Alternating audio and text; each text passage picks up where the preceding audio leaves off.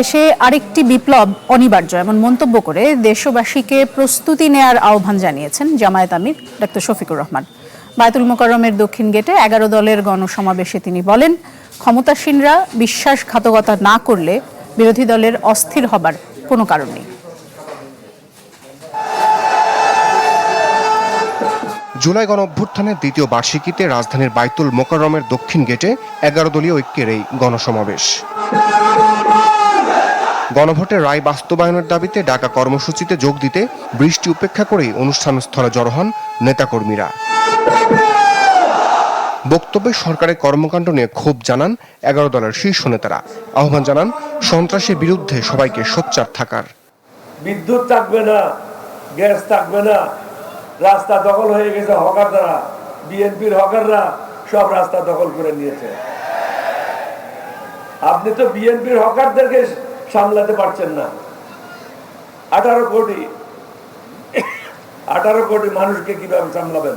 কোন নেগোসিয়েশন হবে না, একটু হবে না, পতন হবে আপনার। বাংলার মাটিতে জনগণ আপনাকে পতন করে শেখ হাসিনার মতো উচিত শিক্ষা দিয়ে তবেই আমরা বাংলাদেশের যে দ্বিতীয় স্বাধীনতার যুদ্ধ সেটার ভবিষ্যৎ মাত্রা এগিয়ে নিয়ে যাব। সেই 24-এর বিপ্লব পরবর্তী নতুন বাংলাদেশের ছাত্র দলের সন্ত্রাস নির্ভর রাজনীতি বাংলাদেশের শিক্ষাঙ্গনগুলোতে চলতে পারে না। জুলাইকে কেন্দ্র করে রাজনৈতিক দলগুলোর মাঝে যে ঐক্য গড়ে উঠেছিল তা ধরে রাখার কথাও বলেন বক্তারা।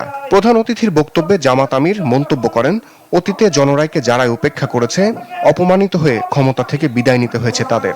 বলেন, বর্তমান বাস্তবতায় দেশে আরেকটি বিপ্লব অনিবার্য। বাংলা কিউআর যেখানে নগদ পেমেন্ট সেখানে। সারা দেশে 10 লাখেরও বেশি মার্চেন্টে নগদে পেমেন্ট করুন খুব সহজে। ওনারা বলতে চান মাত্র 5 মাস হলো সরকারের এত অস্থির কেন আপনারা? আমি পাল্টা প্রশ্ন করতে চাই, মাত্র 5 মাসের ভিতরে জনগণের সাথে এত বিশ্বাসঘাতকতা করলেন কেন? সব থেকে মনে হচ্ছে আরেকটা অনিবার্য বিপ্লব আসন্ন। এই বিপ্লবের জন্য আমি আপনাদের সবাইকে প্রস্তুতি নিতে আহ্বান জানাচ্ছি। জুলাই শহীদদের নিয়ে রাজনীতি না করার আহ্বান জানান বিরোধী দলীয় নেতা। শহীদদেরকে নিয়ে রাজনৈতিক রং দেওয়ার চেষ্টা করবেন না। রমিজ হুসাইন, চ্যানেল 24, ঢাকা।